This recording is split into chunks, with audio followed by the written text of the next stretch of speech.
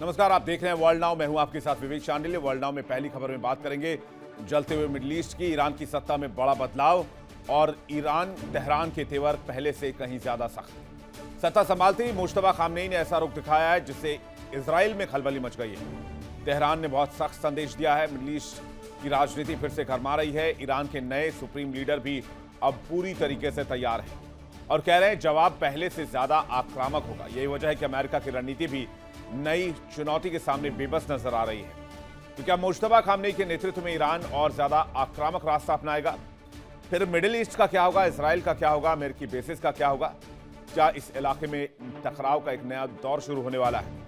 Detail से खबर देखिएगा, नए सुप्रीम लीडर से जुड़ी हुई खबर। इसके बाद वर्ल्ड नाउ में बात करेंगे अमेरिकी की ईरान को कमजोर समझने की जो रणनीति थी वो पूरी तरीके से फेल हो गई। अमेरिका की अब तक की सबसे बड़ी रणनीतिक भूल साबित हो रही है। जिस तेहरान को दबाव और धमकियों से झुकाने का अंदाजा ट्रंप ने लगाया था, वही अब उम्मीद से कहीं ज्यादा ताकतवर खड़े होकर अमेरिका को चुनौती दे रहा है। मिसाइलों की मार, ड्रोन की बौछार और पूरे मिडिल ईस्ट में फैला प्रॉक्सी नेटवर्क अमेरिकी रणनीति को यहां पर धो दिया है तेहरान ने। डोनाल्ड ट्रंप का अंदाजा था कि दबाव बढ़ेगा तो ईरान झुक जाएगा, लेकिन हकीकत इसके उलट रही। सवाल यह है कि क्या अमेरिका ने ईरान की ताकत का गलत आकलन किया? क्या तेहरान इस टकराव को वॉशिंगटन के लिए लंबी और महंगी लड़ाई बना देगा या बना चुका है? डिटेल से खबर देखेंगे। फिर वर्ल्ड नाउ में बात होगी अमेरिका की। अमेरिका के राष्ट्रपति डोनाल्ड ट्रंप की जिद ने मिडिल ईस्ट में जंग को भड़काया, जंगी आग लगाई और पूरे मिडिल ईस्ट को आग के हवाले कर दिया। इजराइल के साथ मिलकर अमेरिका पिछले करीब 10 दिनों से ईरान पर मिसाइल और बमों की बारिश कर रहा है। लगातार तेहरान को सरेंडर की धमकी दी जा रही है, लेकिन अब खबर है कि ट्रंप प्रशासन ने अचानक साउथ कोरिया में अमेरिकी सैनिकों की तैनाती बढ़ा दी है, वो भी ठीक किम जोंग उन के सामने। यानी एक तरफ मिडिल ईस्ट में जंग की आग, दूसरी तरफ कोरियाई प्रायद्वीप में सैन्य गतिविधि तेज। इस तैनाती के बाद किम जोंग उन भड़के हुए हैं और अमेरिका को अंजाम भुगतने की बात कर रहे हैं। वहीं साउथ कोरिया के साथ अमेरिका एक बहुत बड़ा युद्ध अभ्यास कर रहा है। कहा जा रहा है कि इस अभ्यास के दरमियान हथियारों के बड़े ट्रांसफर को लेकर अटकलें लगाई जा रही हैं, जिससे साउथ कोरियाई प्रायद्वीप में या कोरियाई प्रायद्वीप में सुरक्षा और जो यहां पर स्थिति है उसको लेकर चिंता और हलचल दोनों तेज हो गई है। तो क्या किम जोंग उन से अब नया मुकाबला शुरू होने वाला अमेरिका का? ये खबर भी डिटेल से जानेंगे। और साउथ कोरिया के साथ एक्सरसाइज करने से कोरियाई प्रायद्वीप में और एशिया में कितना इंपैक्ट पड़ेगा ये भी देखेंगे वर्ल्ड नाउ में। तो चलिए शुरुआत करते हैं और देखते हैं वर्ल्ड नाउ। सबसे पहले बात ईरान के नए सुप्रीम लीडर की। ईरान में नए सुप्रीम लीडर चुन लिए गए हैं। एक नई ताकत का उदय तेहरान में हो रहा है। सुप्रीम लीडर की कुर्सी पर मुश्तबा खामनेई विराज रहे हैं, जो कि मारे गए supreme leader ayatollah Ali Khamenei के बेटे हैं। लेकिन सत्ता संभालते ही मुश्तबा खामनेई ने ऐसा तेवर दिखाया है जिससे डोनाल्ड ट्रंप के तेवर ढीले पड़ गए।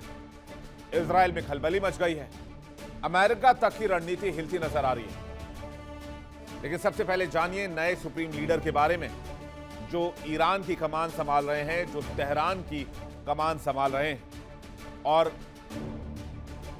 सत्ता अख्तियार करते ही, सत्ता संभालते ही मुश्तबा ने ईरानी सेना और IRGC को हाई अलर्ट पर रहने का आदेश दे दिया है और टोटल कंट्रोल अपने हाथ में ले लिया है। तो सबसे पहले आप इन्हें जान लीजिए। इनका नाम है मुश्तबा खामनेई, पूर्व supreme commander ayatollah Ali Khamenei के दूसरे बेटे। असेंबली ऑफ एक्सपर्ट्स ने नया सुप्रीम लीडर चुना है। पिता की तरह ही धर्मगुरु हैं। ईरान के प्रशासनिक कामों में हस्तक्षेप है। मुश्तबा वर्तमान में एक मौलवी हैं। ईरान के प्रशासन में मजबूत प्रभाव है। IRGC में सर्व कर चुके हैं। बहुत करीबी बताए जाते हैं IRGC के कमांडर्स के। 1987 में इस्लामी सैन्य कोर में प्रवेश किया और उसके बाद से यह सिलसिला इनका लगातार जारी है। आयतुल्ला अली खामेनेई की मौत के बाद ही उन्हें इस पद का सबसे बड़ा दावेदार माना जा रहा था। ईरान की मीडिया ने इस बात की जानकारी साझा की। मुश्तबा खामनेई का ईरान की सुरक्षा एजेंसियों और अपने विशाल कारोबारी नेटवर्क के लिए जाना जाता है। असेंबली ऑफ एक्सपर्ट्स 88 शिया धर्मगुरुओं की संस्था है, जिसे अली खामनेई के बाद नए सर्वोच्च नेता के चयन करने की जिम्मेदारी दी गई थी। इस वोटिंग के जरिए मुश्तबा खामनेई का चुनाव किया गया। आयतुल्ला अली खामनेई की मौत के बाद ईरान की इस्लामिक सरकार के समर्थकों के अंदर एक नया जोश देखा जा रहा है और नया सुप्रीम लीडर बनते ही ईरान ने इजराइल के खिलाफ जोरदार हमला बोल दिया है। मुस्तफा खामनेई को लेकर इंटरनेशनल मीडिया का दावा यह है कि वो इस समय चल रहे युद्ध में एक बार घायल भी हुए हैं। हालांकि ये कब और कैसे हुआ इसके बारे में किसी ने कोई जानकारी नहीं दी है। वहीं ईरान ने अपने नए हमले में सऊदी अरब की तरफ से ड्रोन भी लॉन्च किए हैं। तो क्या मुस्तफा के वहां पर सत्ता संभालने के बाद मामला और ज्यादा बिगड़ सकता है? मिडिल ईस्ट में जंग का 10वां दिन है और अमेरिका को ठेंगा दिखाते हुए ईरान ने अपने नया सुप्रीम लीडर चुन लिया। डोनाल्ड ट्रंप चीखते रह गए कि हम किसी सुप्रीम लीडर को स्वीकार नहीं करेंगे, ईरान ऐसा ना करे, वैसा ना करे, दिस दैट फलाना ढिमका। लेकिन डोनाल्ड ट्रंप को ठेंगा दिखाते हुए, इजराइल को ठेंगा दिखाते हुए तेहरान ने नया सुप्रीम लीडर चुन लिया और मुस्तफा खामनेई के नाम पर मोहर लग गई। अब जैसे ही नए सुप्रीम लीडर सामने आए, खाड़ी देशों में हमले बढ़ गए। दुबई, कुवैत, बहरीन, ईरान सभी देशों को एक साथ निशाने पर ले रहा है, अंधाधुंध मिसाइलें ठोक रहा है। अबू धाबी में भी ईरान ने जबरदस्त ड्रोन अटैक किया। जॉर्डन ने 100 से ज्यादा हमलों का दावा किया है। सायरन की आवाज से पूरा इजराइल का हाइफा शहर गूंज गया और कल रात तो ऐसे धमाके हुए हैं जिसको आप देखकर यकीन ही नहीं कर सकते। मुस्तफा खामनेई के सुप्रीम लीडर बनते ही ईरान की सबसे ताकतवर सैन्य संस्था IRGC ने उनके प्रति पूरी निष्ठा जताई है। IRGC ने बयान जारी कर कहा है कि नए सुप्रीम लीडर के आदेश का पूरी तरह पालन करेंगे और जरूरत पड़ने पर अमेरिका ईरान युद्ध में जान कुर्बान के लिए भी वो तैयार है। मिडिल ईस्ट में जंग की आग के बीच ईरान ने अपने सबसे बड़े सत्ता केंद्र को, जो वैक्यूम बना था, उसको भर दिया है। करीब 10 दिन की सियासी हलचल, बंद दरवाजों के पीछे चली बैठक और दुनिया भर की निगाहों के बाद ईरान को अपना नया सुप्रीम लीडर मिल गया। यह फैसला ऐसे वक्त में आया है जब अमेरिका और इजराइल लगातार ईरान को खुली धमकियां दे रहे हैं। अमेरिका तो यहां तक कह रहा था कि तुमने सुप्रीम लीडर नया चुना तो वो सुप्रीम लीडर भी मारा जाएगा, लेकिन तेहरान ने अमेरिका को ठेंगा दिखा दिया और कहा कि तुम्हारी धमकी तुम अपने जेब में रखो, ये लो हमारा नया सुप्रीम लीडर। अब यहां तक कहा जा रहा है कि नया नेता भी उनके निशाने पर होगा। लेकिन इतनी धमकियों के बावजूद अगर तेहरान ने नया सुप्रीम लीडर चुन लिया है तो फिर उनकी धमकियों को कोई वैल्यू नहीं करते। आपको तस्वीर दिखाते हैं, देखिए किस तरह से बीते रात जबरदस्त तरीके से तेल अवीव से लेकर अलग अलग इलाकों में अटैक हुआ है।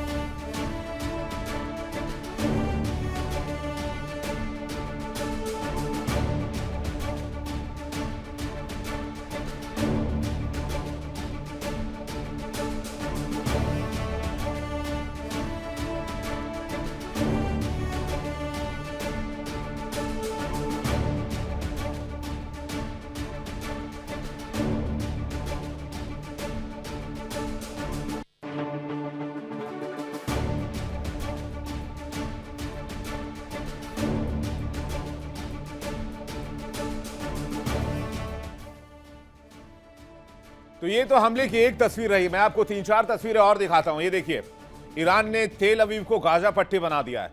ये देखिए तस्वीर, ईरान ने भीषण अटैक किया एयरपोर्ट पर, इससे इजराइल दहल गया, न्यूक्लियर फैसिलिटी को भी निशाना बनाया। दहशत का माहौल किस तरह से है और तेल अवीव में इमारतों की स्थिति आप देख लीजिए। कुछ वीडियोस तो ऐसे भी मिले जिसमें दावा यह किया जा रहा है कि तेल अवीव के कुछ इलाके गाजा पट्टी की तरह दिखने लगे हैं। एक साथ कई इमारतें वहां धराशायी हो गई हैं। ईरान ने इतना जबरदस्त अटैक किया है। जरा फुल स्क्रीन तबाही की 5 तस्वीरें आपके सामने रखते हैं जिससे आपको अंदाजा होगा कि ईरान के नए सुप्रीम लीडर ने किस तरह से तेल अवीव और अमेरिकी बेसिस को निशाना बनाना शुरू किया है।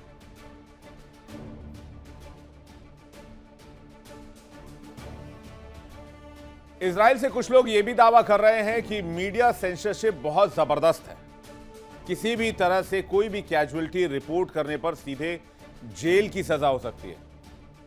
यह भी दावा है सोशल मीडिया पर। तेल अवीव के अंदर, इजराइल के अंदर इस तरह से सख्त तरीके से मीडिया सेंसरशिप है। हालांकि ईरान की संसद के स्पीकर और कई वरिष्ठ राजनीतिक नेताओं ने भी मुस्तफा के नेतृत्व का स्वागत किया है। असेंबली ऑफ एक्सपर्ट्स ने घोषणा करते हुए देशवासियों से नए नेता के प्रति निष्ठा जताने और एकजुट रहने की अपील की। ईरान के कद्दावर नेता अली लारिजानी ने कहा कि दुश्मनों को लगा था कि खामेनेई की हत्या के बाद ईरान कमजोर पड़ जाएगा, लेकिन कानूनी प्रक्रिया के जरिए नया नेता चुन लिया गया और देश मजबूती से खड़ा है। नए सुप्रीम लीडर के ऐलान के कुछ ही घंटों के बाद ईरान ने युद्ध के मोर्चे पर भी आक्रामक रुख दिखाया। IRGC ने वीडियो जारी कर दावा किया है कि उसने इजराइल और क्षेत्रीय लक्ष्यों की ओर कई मिसाइलें दागी हैं। इनमें खुर्रम शहर, फतेह, खैबर और कद्र जैसी मिसाइलें इस्तेमाल की गई हैं। जरा तस्वीरें आप देखिए कि किस तरह से क्लस्टर बमों का भी इस्तेमाल किया जा रहा है इन मिसाइलों के जरिए। लगातार हमलों को देखते हुए अमेरिका ने अपना तीसरा aircraft carrier George H.W. Bush भी ईरान की तरफ भेज दिया है। तो क्या अमेरिका के पांव उखड़ रहे हैं मिडिल ईस्ट से? क्या अमेरिका का बोरिया बिस्तर बनने वाला है? खाड़ी क्षेत्र के कई देशों ने नई हवाई हमलों की सूचना दी है। बहरीन में ईरानी ड्रोन हमलों के बाद 32 लोगों के घायल होने की खबर है। कुवैत में एक ड्रोन मार गिराया गया है। कतर में सेना ने एक मिसाइल हमले को रोकने का दावा किया है। एक्सपर्ट्स का मानना है कि मुस्तफा खामनेई का सुप्रीम लीडर बनना इस बात का संकेत हो सकता है कि ईरान की सत्ता में कठोर रुख रखने वाले धड़े पहले से ज्यादा मजबूत हो जाएं। माना यह भी जा रहा है कि नए नेता के नेतृत्व में ईरान अली खामनेई की नीति को ही आगे बढ़ाएगा और अमेरिका और इजराइल के खिलाफ अपने रुख को और सख्त कर सकता है। इजरायली मीडिया ने मुस्तफा को अपने पिता से ज्यादा कट्टर रुख वाला बताया है। उनके मुताबिक ईरान में प्रदर्शनकारियों के खिलाफ हुई सख्त कार्रवाई के पीछे भी उन्हीं की भूमिका रही है। नवंबर 2019 में अमेरिकी ट्रेजरी विभाग ने मुस्तफा खामनेई पर सैंक्शन लगा दिया था। उन पर आरोप था कि वो उस समय के सुप्रीम लीडर का प्रतिनिधित्व कर रहे थे, जबकि वो किसी सरकारी पद पर चुने या नियुक्त नहीं किए गए थे।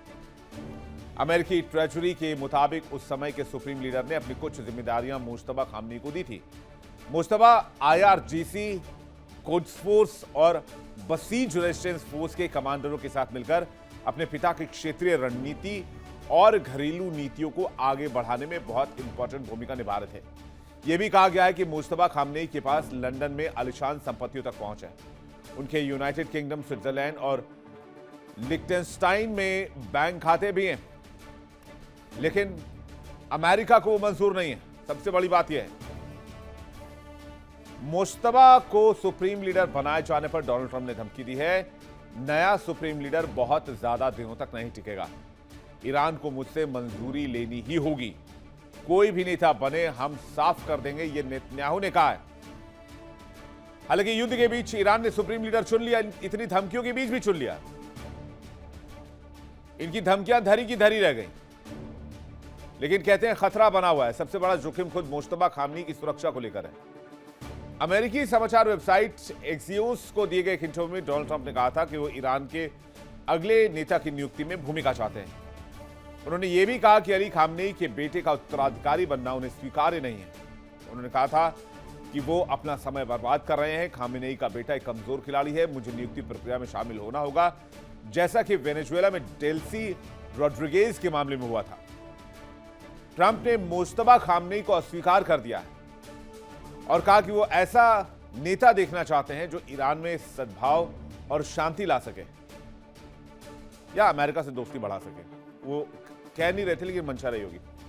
और उन्होंने चेतावनी दी कि अगर अली खामनेई की नीतियां जारी रहीं तो भविष्य में अमेरिका और ईरान के बीच फिर टकराव हो सकता है। लेकिन ट्रंप साहब, पहले वाला टकराव तो रोकिए, ये वाला तो रुका नहीं है, तो भविष्य के टकराव की बात हो रही है। और ईरान ने तो अपना सुप्रीम लीडर चुन लिया, आप तो धमकी पे देते ही रह गए। चीन ने भी ईरान के नए सुप्रीम लीडर को निशाना बनाए जाने की धमकियों पर आपत्ति जाहिर की है। चीनी विदेश मंत्रालय ने कहा कि खामनेई की मौत के बाद उनके बेटे मुस्तफा खामनेई को सुप्रीम लीडर चुनना ईरान का आंतरिक मामला है।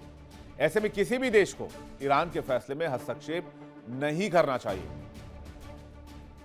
तो जाहिर सी बात है, ईरान की सत्ता में बहुत बड़ा बदलाव हो चुका है। मुस्तफा खामनेई का सुप्रीम लीडर बनना सिर्फ एक पद परिवर्तन नहीं है, ये रणनीतिक परिवर्तन भी है।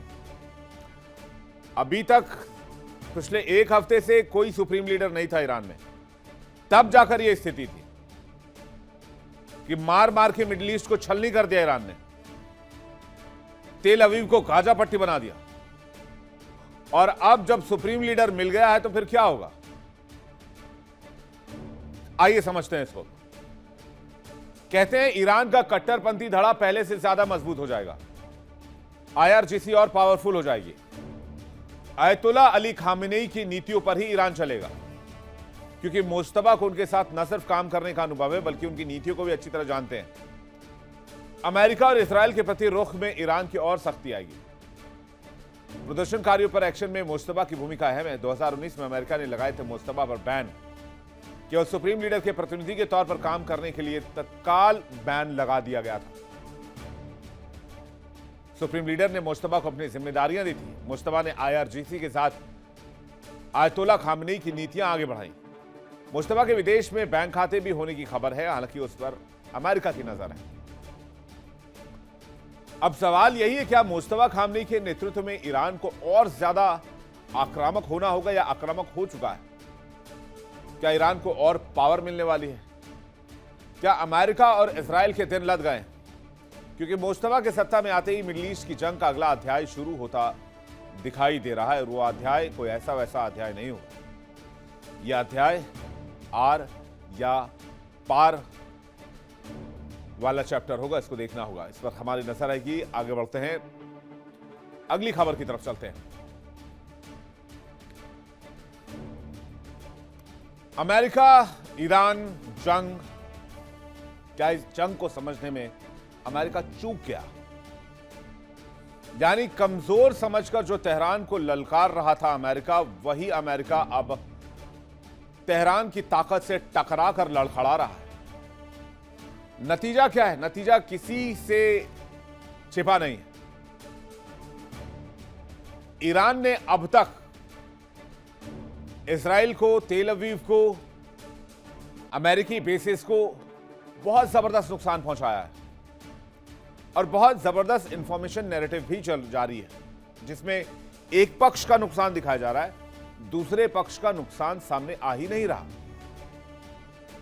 दुनिया भर की मीडिया कंपनीज ईरान से, तेहरान से रिपोर्टिंग कर रही हैं, लेकिन तेल अवीव से कोई रिपोर्टिंग नहीं हो रही, या इजराइल से, किसी भी शहर से। तेल अवीव में सन्नाटे का माहौल है, दहशत का माहौल है। ईरान के निशाने पर सीधे सीधे न्यूक्लियर फैसिलिटी। मिडिल ईस्ट में जिस ताकत को अमेरिका और इजराइल सालों तक कमजोर समझता रहा, आज वही ताकत उसके लिए सबसे बड़ी चुनौती बन गई। तेहरान से उठी एक एक आवाज वॉशिंगटन तक गूंज रही है। अमेरिका, इजराइल ने सोचा था कि दबाव, सैंक्शंस और धमकियों के आगे ईरान झुक जाएगा, और अगर नहीं झुकेगा तो सुप्रीम लीडर को टर्मिनेट कर देंगे, तो उसे झुकना ही पड़ेगा और उसके बाद रिजीम चेंज कर दिया जाएगा। लेकिन ईरान को समझने में चूक गया अमेरिका। यूएस आर्मी पर भारी पड़ रही है ईरान की ताकत। शहीद सीरीज ड्रोन से लंबी दूरी पर हमला हो रहा है। ईरान की सैन्य ताकत का गलत आकलन कर अमेरिका इस इलाके में उलझ गया है। ईरान के पास मिसाइल और ड्रोन का विशाल जखीरा है। स्ट्रेट ऑफ होर्मुज को ईरान ने रणनीतिक हथियार बना लिया है, जिसका कयास पहले ही लगाए जा रहे थे। ईरान ने पूरे मिडिल ईस्ट में ऐसा जाल बिछा दिया है, जिसके बाद अमेरिका और उसके सहयोगियों की नींद उड़ी हुई है। अमेरिका और ईरान में चल रहा युद्ध अब यूएस आर्मी के लिए भारी पड़ने लगा है। पहले 100 घंटों में यूएस को भारी खर्च का सामना करना पड़ा है। सैन्य कार्रवाई में करीब $3.7 बिलियन उड़ गए। अमेरिका को हर दिन $891.4 मिलियन का खर्च करना पड़ रहा है। अब खर्च बड़ी मात्रा के हथियारों के इस्तेमाल से और बढ़ रहा है। स्टेल्थ बॉम्बर जैसे एडवांस्ड सिस्टम की तैनाती की गई है। कतर में NFPS 132 रेडार को निशाना बनाया गया। $300 मिलियन से अधिक का नुकसान हुआ है। थार्ड और एयर डिफेंस सिस्टम तबाह कर दिया गया है। ज्यादातर खर्च पहले बजट में शामिल नहीं था। विपक्ष डेमोक्रेट्स इस युद्ध का विरोध कर रहे हैं और यहां तक कि अपने कई महंगे फाइटर जेट्स को भी अमेरिका ने इस युद्ध में खोया है। 1 दर्जन से ऊपर इसकी संख्या बताई जा रही है। इनमें से तो कई कतर, बहरीन, यूएई उनके एयर डिफेंस के शिकार हुए। अमेरिकी सेना के अधिकारी मान रहे हैं कि ट्रंप ने ईरान को जितना कमजोर समझा था वो उतना है नहीं, और इस युद्ध में अमेरिका को बहुत बड़ा झटका लगा है। पेंटागन के हवाले से पता चला है कि ईरान के हमले में घायल एक और अमेरिकी सैनिक की मौत हो गई है, और इसी के साथ युद्ध में मारे गए अमेरिकी सैनिकों की संख्या ऑफिशियल 7 हो गई है। और ये अमेरिकी आंकड़े हैं, लेकिन हकीकत ईरान की तस्वीर बयां कर रही है। जंग के मैदान से आ रही तस्वीरें कुछ ऐसी कहानी सुना रही है। धुएं से भरे आसमान, तबाह होते ठिकाने और लगातार बरस रही मिसाइलें। मिडिल ईस्ट की धरती पर टकराव बहुत भयावह रूप अख्तियार कर चुका है। जरा तस्वीर आपको दिखाते हैं फुल स्क्रीन, अगर तस्वीर हो आपके पास तो लेके आइएगा। उसके बाद हम ग्राफिक्स दिखाएंगे किस तरह से लगातार अटैक किया जा रहा है इजराइल के साथ साथ मिडिल ईस्ट के अलग अलग इलाकों में।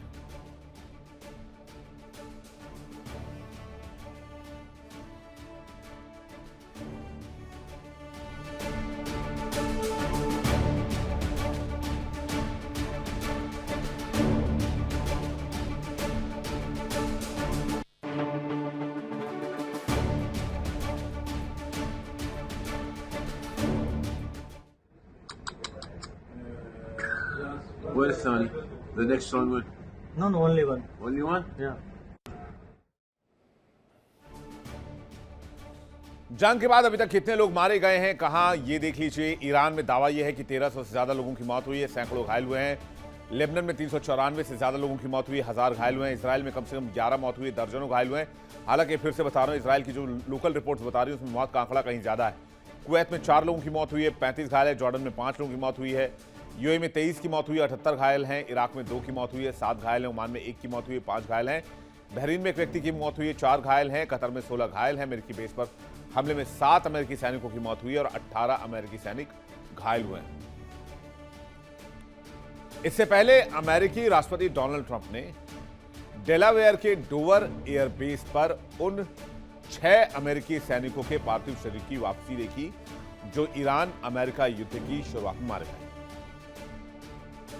ये सैनिक कुवैत के शुआइबा पोर्ट पर ईरानी ड्रोन हमले में मारे गए थे। तस्वीर आपको दिखाते हैं किस तरह से बॉडी बैग्स लाए जाते हैं अमेरिका में, और ये किसी भी प्रेसिडेंट के लिए एक ऐसा पल होता है जो कांटों के शैया पर सोने के बराबर हो।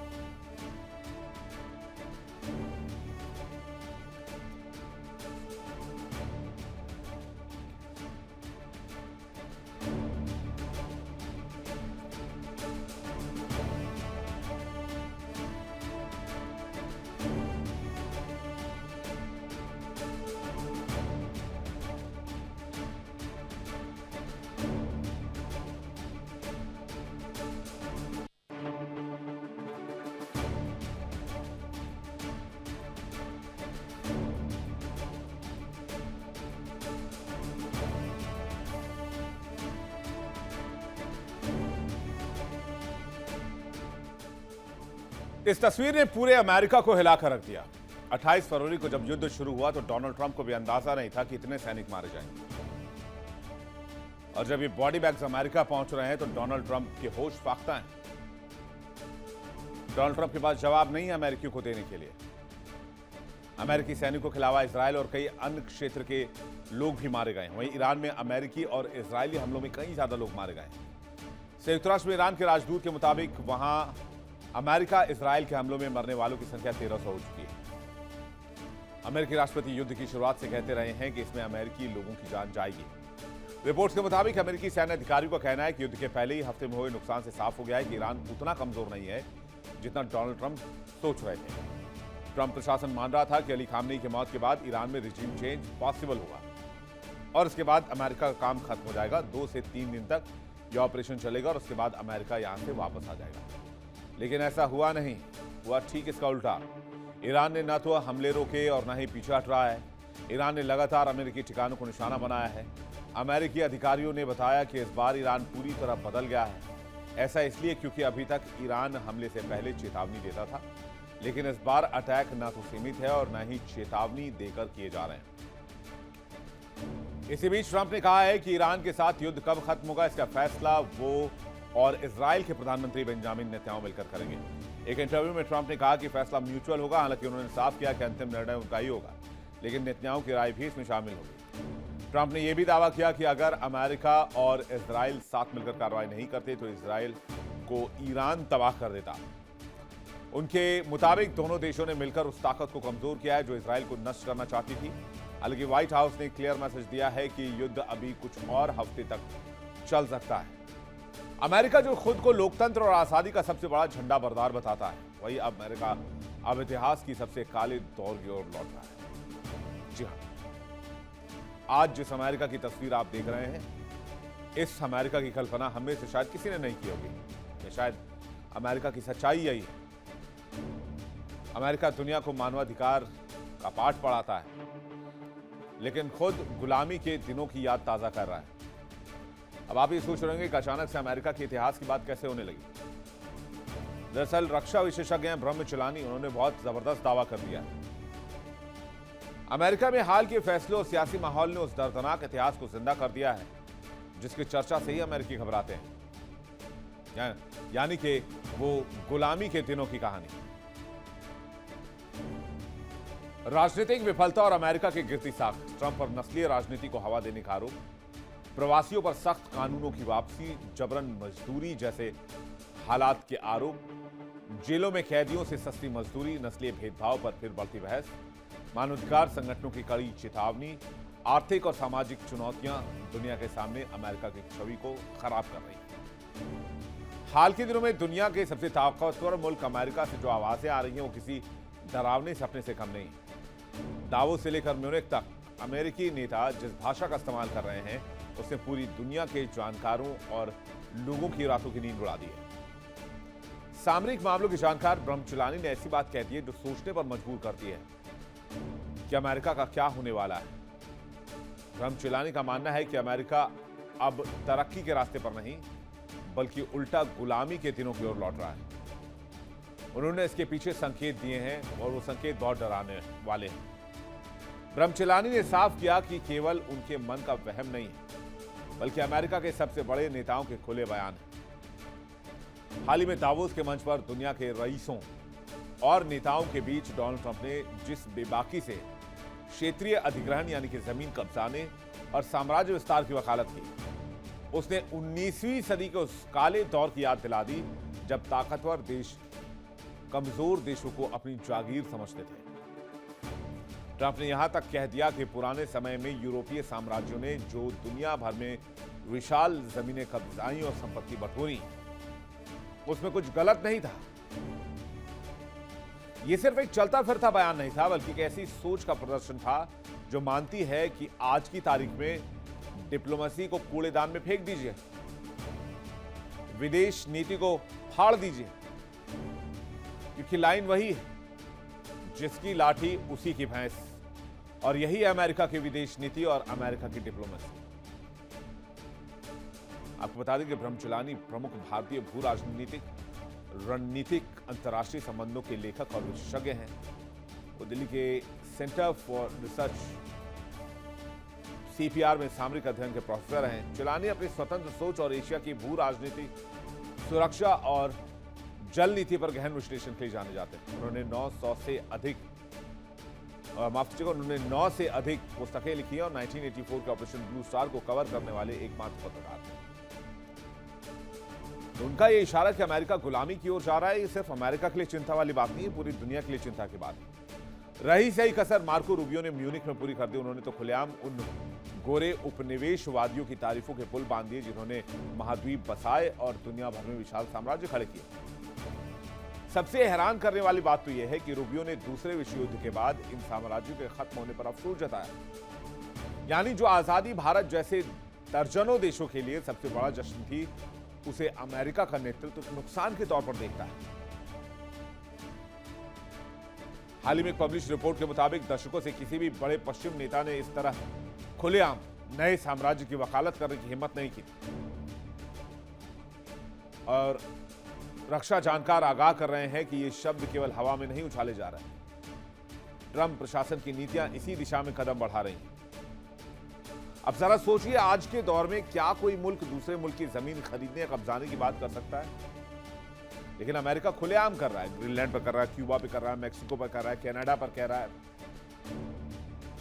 पनामा नहर कहता है हमारे नाम कर दो। वेनेजुएला जैसे देशों में सैन्य कार्रवाई घुसकर करता है। ये सब कुछ वैसा ही लग रहा है जैसा 19वीं सदी में राजा महाराजा या साम्राज्यवादी ताकतें किया करती थी। ऐसा लगता है जैसे अंतर्राष्ट्रीय कानून और संप्रभुता जैसी चीजें अब केवल किताबों तक सीमित रह गई। अमेरिका की असली ताकत भी कभी केवल उसकी खतरनाक मिसाइलें या उसकी बड़ी तिजोरी नहीं रही।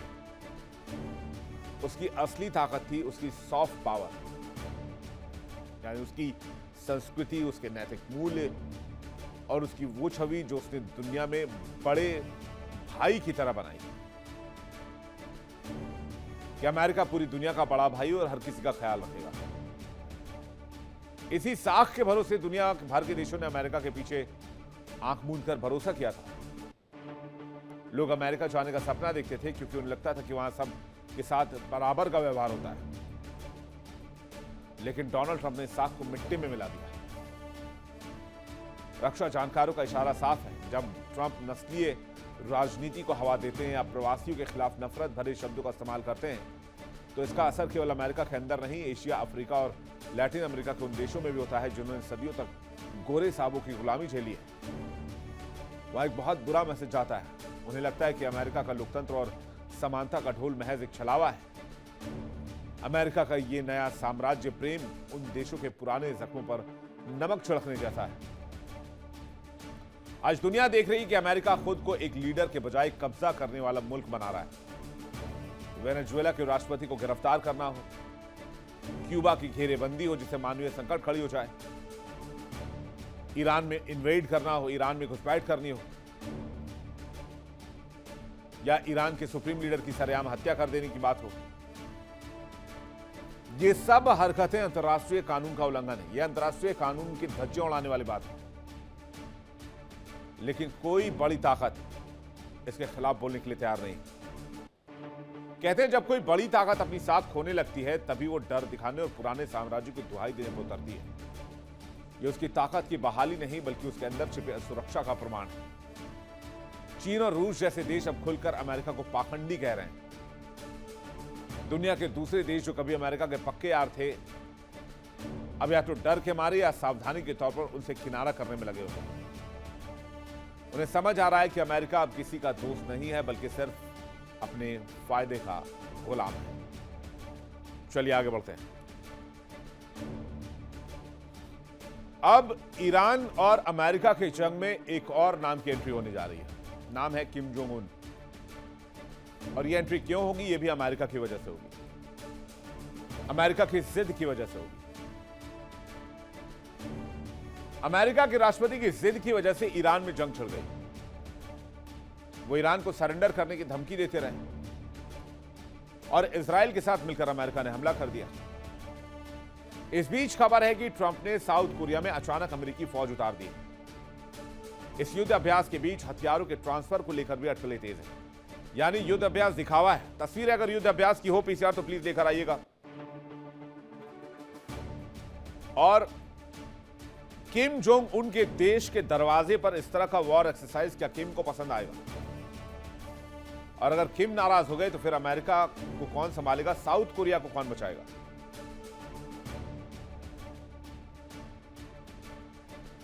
हालांकि बता दें कि किम पर दबाव बनाने की रणनीति के तौर पर इसे देखा जा रहा है। तनाव के बीच अमेरिका और दक्षिण कोरिया ने बड़ा सैन्य अभ्यास शुरू कर दिया है। तस्वीर आपको दिखाते हैं, देखिए।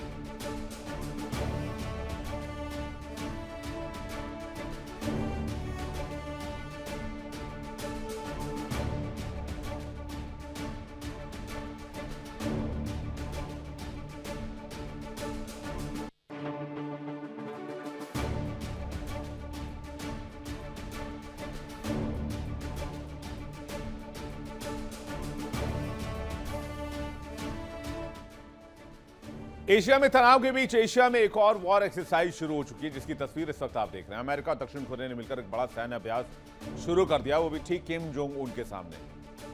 किम को ये बात पसंद नहीं आएगी। अब ये बात अमेरिका को अच्छी लगे ना लगे, डोनाल्ड ट्रंप को पसंद आए ना आए, लेकिन किम को पसंद नहीं आएगी। और किम का माथा अगर सटका तो फिर बड़ी मुश्किल हो सकती है कई लोगों के लिए, क्योंकि ये कोई हल्का फुल्का अभ्यास नहीं है। हजारों सैनिकों की भागीदारी वाली युद्ध अभ्यास ऐसे समय में हो रहा है जब मिडिल ईस्ट में भी हालात बहुत खराब हैं। इस वॉर एक्सरसाइज को फ्रीडम शील्ड का नाम दिया गया है। और सैन्य अभ्यास ने एक बार फिर एशिया में रणनीतिक हलचल बढ़ा दी। सवाल उठ रहे हैं, आखिर इतने बड़े पैमाने पर अमेरिकी सैन्य गतिविधियां तेज क्यों हुई हैं? क्या यह सिर्फ नियमित सैन्य अभ्यास है या इसके पीछे कोई मैसेज देने की कोशिश अमेरिका, चाइना को या फिर किम को? तो सबसे पहले समझते हैं फ्रीडम शील्ड क्या है। अमेरिका और दक्षिण कोरिया का एक जॉइंट ऑपरेशन है। यह 19 मार्च तक अभ्यास चलेगा। इस अभ्यास का नाम फ्रीडम शील्ड है, जैसे कि मैंने आपको बताया। इसमें तकरीबन 18,000 दक्षिण कोरियाई सैनिक हिस्सा ले रहे हैं, जिसमें ग्राउंड, एयर, नेवल, स्पेस और साइबर डोमेन तक शामिल है। अमेरिका ने अपने सैनिकों की संख्या सार्वजनिक नहीं की है। इंटरनेशनल मीडिया के मुताबिक इस अभ्यास के शुरू होते ही उत्तर कोरिया की प्रतिक्रिया को लेकर आशंकाएं बढ़ गई। किम जोंग उन पहले भी अमेरिका और दक्षिण कोरिया के संयुक्त सैन्य अभ्यासों को युद्ध की तैयारी बता चुके हैं। ऐसे में यह भी चर्चा तेज हो गई है कि क्या यह अभ्यास उत्तर कोरिया पर दबाव की रणनीति है। कुछ रिपोर्ट्स में यह भी दावा किया जा रहा है कि अमेरिका अपने कुछ सैन्य संस्थानों को मिडिल ईस्ट की ओर स्थानांतरित कर सकता है। इन तमाम अटकलों के बीच फ्रीडम शील्ड अभ्यास वैश्विक राजनीति का एक बड़ा गर्मागर्म मुद्दा है। अब उत्तर कोरिया की नाराजगी कैसे है? किम की नाराजगी आप इसे कह सकते हैं। कहते हैं फ्रीडम शील्ड एक्सरसाइज से अमेरिका और दक्षिण कोरिया के बीच यह अभ्यास है, लेकिन नॉर्थ कोरिया यानी कि उत्तर कोरिया को यह ठीक नहीं लगेगा। प्योंगयांग इसे हमले की तैयारी मान रहा है। दावा यह कि अभ्यास उस पर हमले से पहले का रिहर्सल है और किम इसे सुरक्षा के लिहाज से बहुत खतरनाक मानते हैं।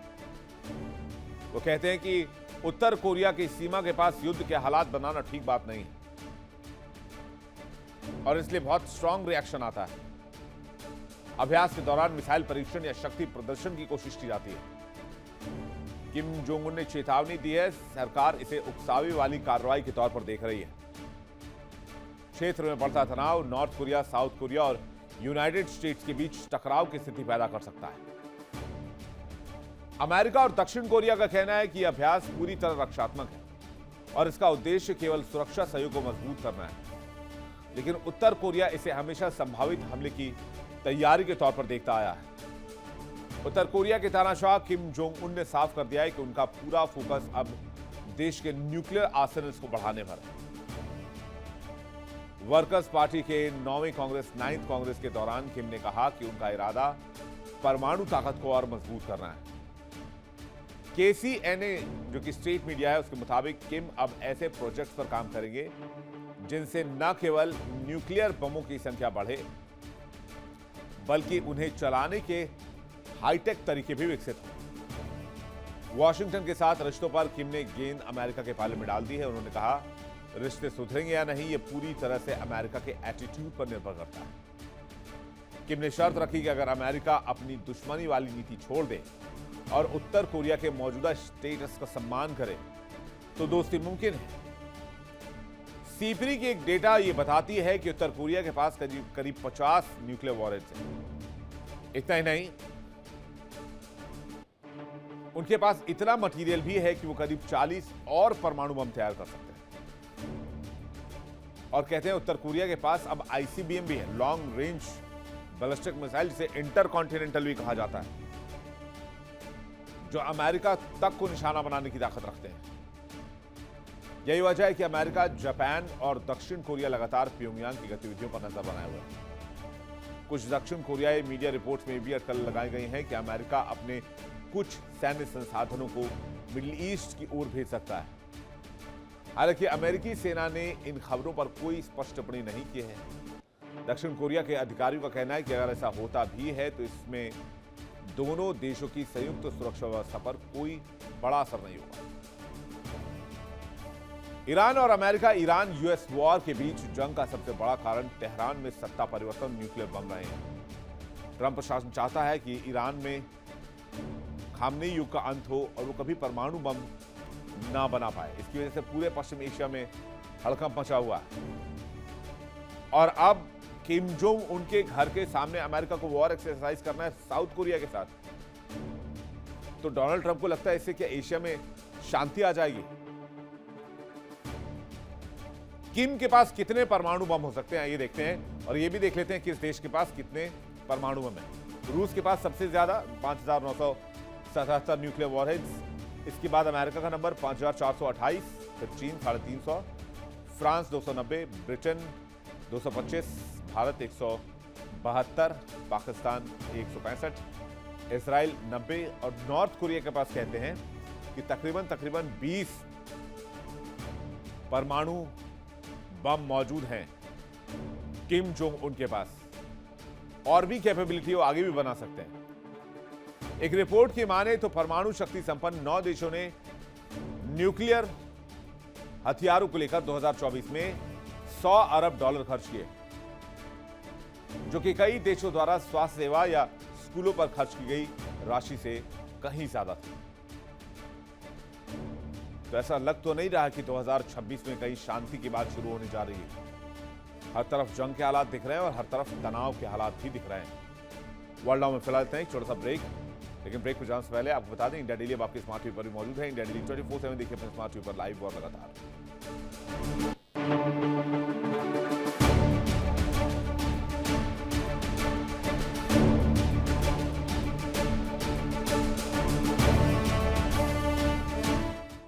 देखिए इंडिया डेली 24/7 अब आपके स्मार्ट टीवी पर।